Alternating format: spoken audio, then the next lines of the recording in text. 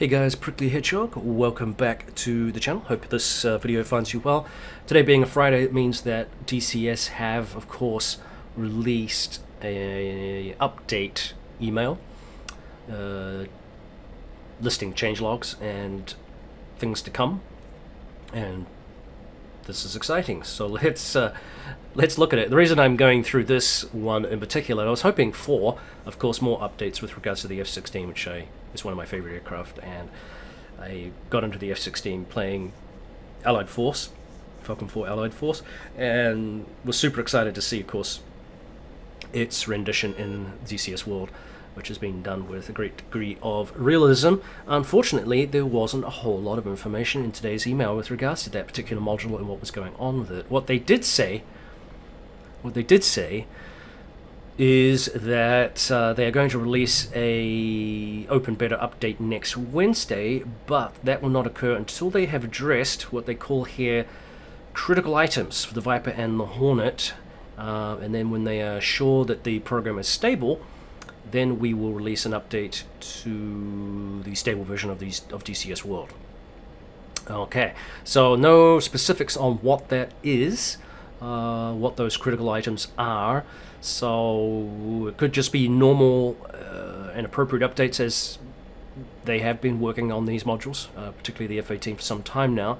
Other than that, I have no idea. So if somebody has an idea, then by all means share it, but we'll have to wait and see what that means and if that update goes ahead as scheduled. But that's exciting. Nonetheless, as I said, the F-16 being one of my favorite modules thus far in the game, though the F-14 is also a close second, just because it was so well done, and it's just a hulking beast of a plane. It's fun to flipping fly. I don't know why. It's just, there's something about the F-14 that I really enjoy. It's just got a visceral edge to it. The F-16 is a completely different beast. The F-18 is different again. And I know a lot of people are kind of, I should say this too, a lot of people get into these kind of pissing contests over which aircraft is better and blah, blah, blah, blah, blah. And there's some valid points there, of course. I mean, aircraft get replaced because of development and issues. The F-14 has been around, or had been around for a long, long time before it was finally retired. And as you know, with my last video too, just an aside here, I am sick, so I'm not functioning the best, so my voice conks out here. That's probably why. Anyway, like I said, so yeah, the F-14 has been around for a long, long time, and before it was finally retired and replaced with the F-18, and now the F-18 stain is apparently maybe numbered with the arrival of the F-35. So this is just the evolution of aircraft development and changes also in combat environments, politically, technological wise, yada yada yada. So that's what we're not flying piston engine aircraft quite so much anymore. Jet aircraft are generally more powerful and can fly just as far and do X, Y, and Z better. Not that the piston engine aircraft have been replaced either entirely because of convenience and what they can do and yada yada yada. So we're not always comparing apples with apples, is what I'm saying. So these pissing contests get a little bit silly sometimes. I still enjoy most of the modules. The F-18 for me is one of the hardest modules, but just because of the subsystems are so complex and there's just so much information coming through, and trying to learn all those systems has been a little bit of a challenge. And yeah, and maybe I was distracted with other things I was doing too. I just wasn't following along. I haven't grasped that aircraft quite as well. Anyway, I digress. So thanks for thanks for listening to that rant.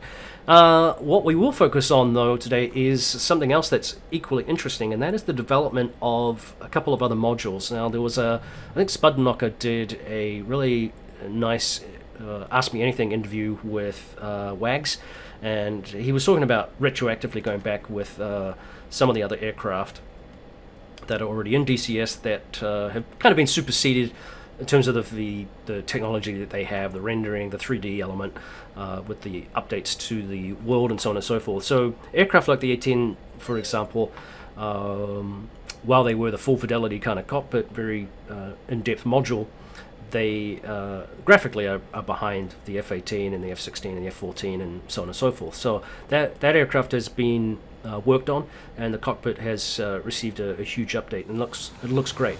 What they have shown so far in the images that they published online.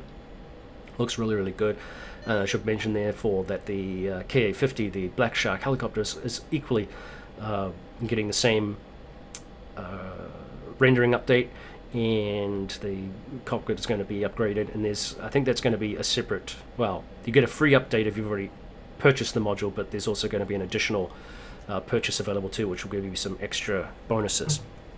I need to suck on some water here, bear with me. Alright, we're going through things very, very quickly.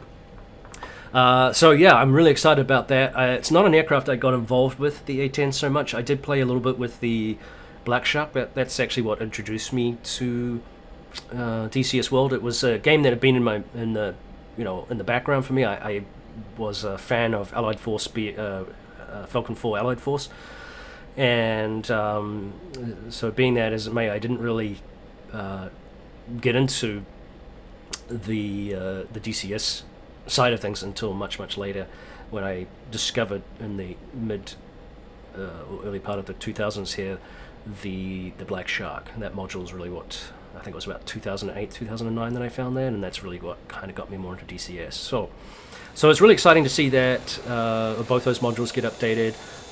I know that there's been talk about the Hind. I know that there's been a lot of discussion about some other aircraft that may come into this franchise that may probably be introduced by third-party companies, and like the F-14, Heat Blur, and Razbam with the Harrier, the Viggen, and so on and so forth. So yeah, exciting times is what it is. Very exciting times, and it's very exciting times because of this announcement too, which I was very, very, very excited to see.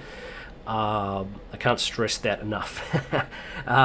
The introduction of what they are calling the DCS Supercarrier modules or models, and they have the CVN 71, 72, and 73, which basically refers to the Theodore Roosevelt, the Abraham Lincoln, and the George Washington.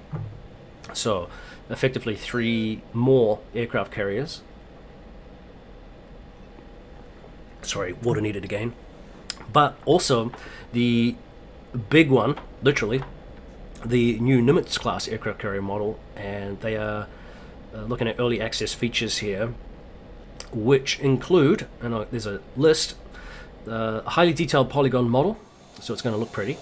High resolution textures that include realistic weathering and markings, so again it's going to look pretty and realistic. Animated arresting wires and blast shields, animated radar antennas, animated aircraft elevators, catapult bubble between the catapults 1 and 2.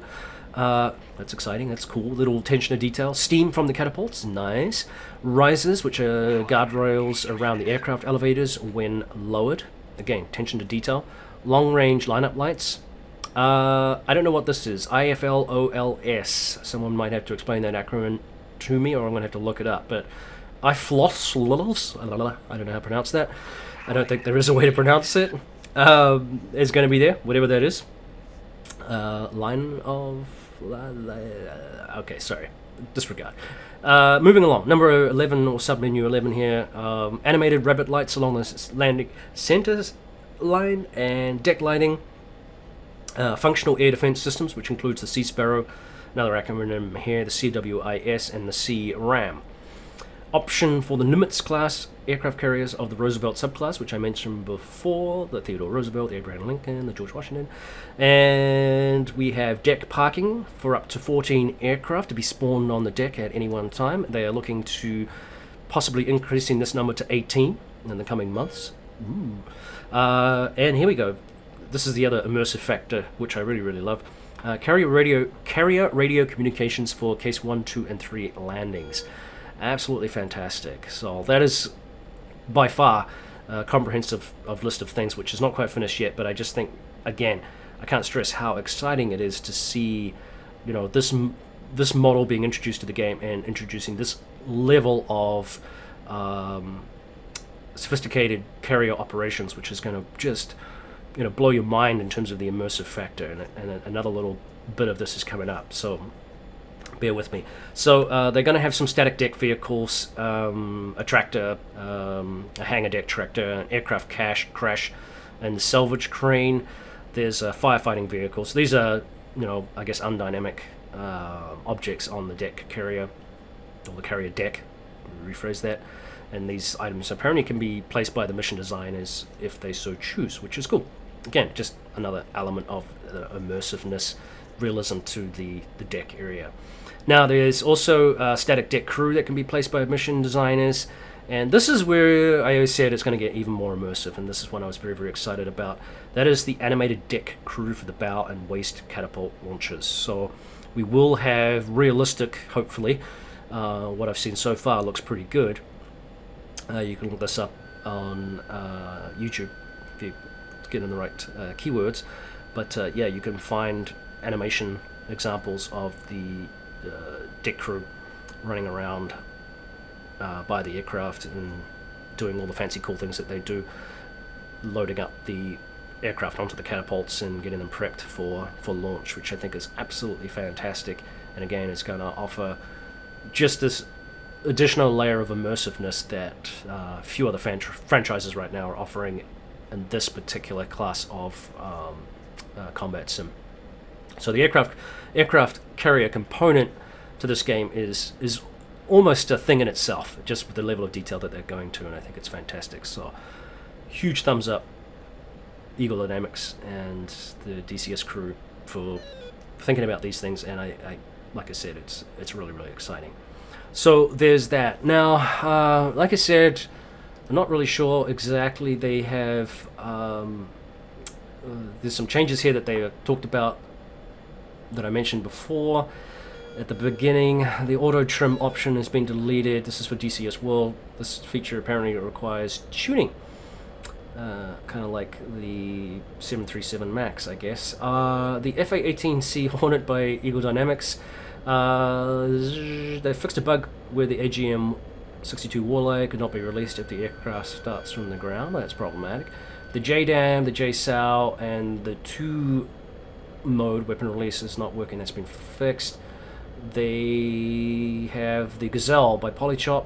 That has undergone some adjustments, and Polychop there's been some talk about another aircraft that they're bringing out, but I don't want to delve into that too much. So fixed not working sounds, they've fixed duplicated controls entries, they've fixed the RWR symbols, they've added night vision capability, and they've corrected the Mistral missile, and the DCS Su-33 has the radio menus been fixed after it bolts from the carrier. So just some minor updates there, significant updates. Nothing ever is, well, I say minor, I don't know how complex some of these things are to fix. I'm sure that a lot of work goes into this, hours of coding and correcting and bug fixing, and I know a lot of people contribute significantly to bug fixing in the beta, and that's awesome. So there you have it.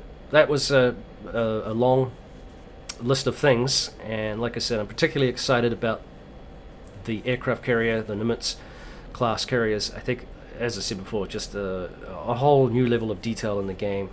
Really exciting to see, and I can't wait to screw up my landings and crash onto the deck and make a complete hash of it. So I'm like kind of an amateur in this, but I love fucking flying, and it's fun, and who cares? So my throat really hurts. I think that's enough talking. Thanks for listening, guys. I will see you out there. Don't forget to like, comment, subscribe, what have you. Help me out here. We'll see you around.